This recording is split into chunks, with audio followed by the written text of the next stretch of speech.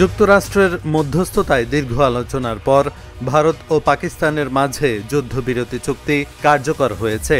দীর্ঘ ৪৮ ঘণ্টার প্রচেষ্টায় এই যুদ্ধবিরতির ঘোষণা দেন যুক্তরাষ্ট্রের প্রেসিডেন্ট ডোনাল্ড ট্রাম্প। পরে ভারত ও পাকিস্তানও অবিলম্বে যুদ্ধবিরতির ঘোষণা দেয়। তবে ভারতের অভিযোগ যুদ্ধবিরতি লঙ্ঘন করেছে পাকিস্তান।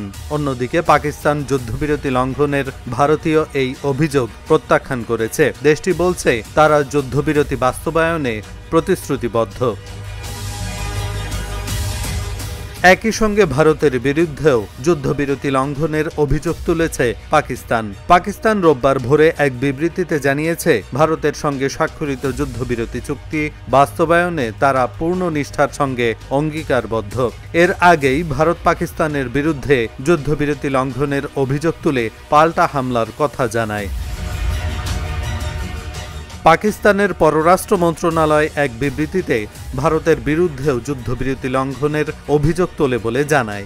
পাকিস্তানি বাহিনী দায়িত্বশীল ও সংযমীভাবে পরিস্থিতি মোকাবেলা করছে।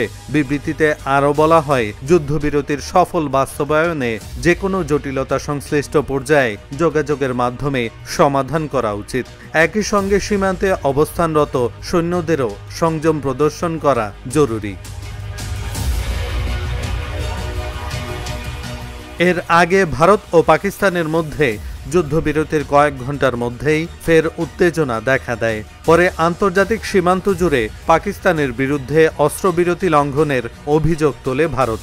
গভীর রাতে এক জরুরি সংবাদ সম্মেলনে এর তীব্র নিন্দা জানান ভারতের পররাষ্ট্র সচিব বিক্রম মিশ্রি।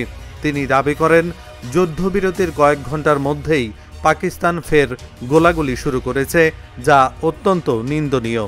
এর জন্য সম্পূর্ণভাবে পাকিস্তান দায়ী। তিনি আরও দাবি করেন, ভারতীয় সেনারাও এর সমুচিত জবাব দিচ্ছে এবং পরিস্থিতি গভীরভাবে পর্যবেক্ষণ করা হচ্ছে।